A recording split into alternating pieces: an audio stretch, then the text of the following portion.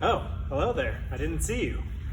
Have you ever wondered what foam rolling is for, or when you should do it, or how long you should do it for? Well, why don't we head over to Research Corner and we're going to figure it out. Welcome to Research Corner. Let's talk about foam rolling. There are three things that we need to consider with foam rolling: timing, duration, and effect. When do you do it? How long do you do it? And what are the effects? So what we have here is a meta-analysis where they've looked at 14 different published papers comparing foam rolling against other modalities, as well as evaluating what are the effects and how long does it take to get those effects. In these papers that have been published, we do have some evidence for two main effects that foam rolling can achieve.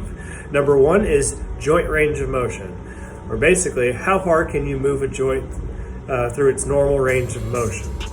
And number two is delayed onset muscle soreness, or as these papers will refer to them as DOMS, or pain and soreness. And we do have a little bit of research for that as well. Let's talk about joint range of motion first, because as it might be a surprise to you, it is the highest quality evidence that we have. Not only that, but how long you need to foam roll for joint range of motion improvements and how long those effects last might surprise you.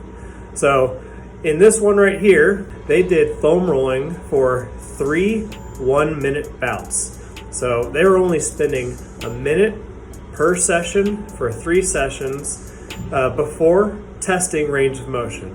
And the results were very surprising. They actually improved, in this particular case, they were looking at hip extension range of motion.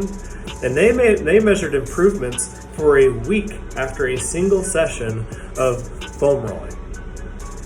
Now that's pretty cool, but we want to know also, how does foam rolling compare to static stretching or dynamic stretching? So in this second paper at the bottom here, that they looked at those effects also, and what they found was foam rolling works better than static stretching.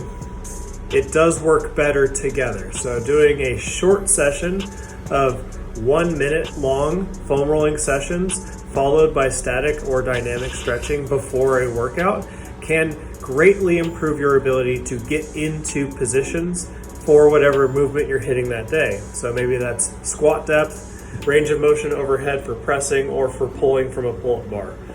So it doesn't take a whole lot of time to get the effect that you're looking at. You don't need to do 5, 10, 15, 20 minutes of foam rolling before a workout.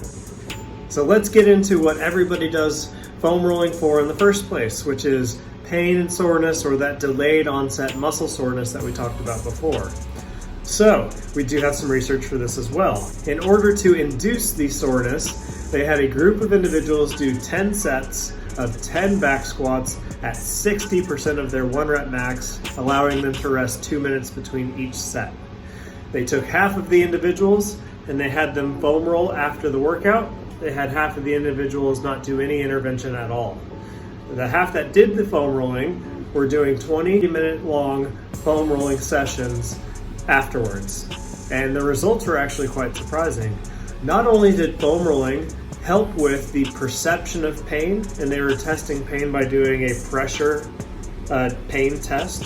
So the perception of pain was decreased with that group, but they also noticed a couple of other differences that were surprising.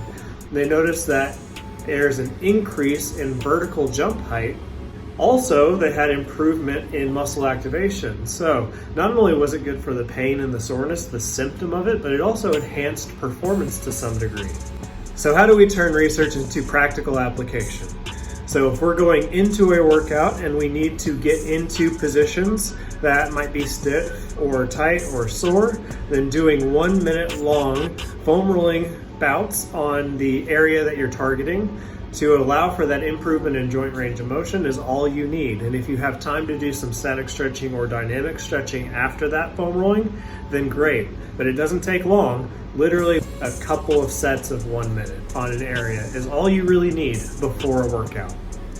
In terms of the soreness and the pain, the foam rolling after a workout for 20 minutes seems to be the best way to improve on your function while decreasing your pain. but it's going to take a good 20-minute long session.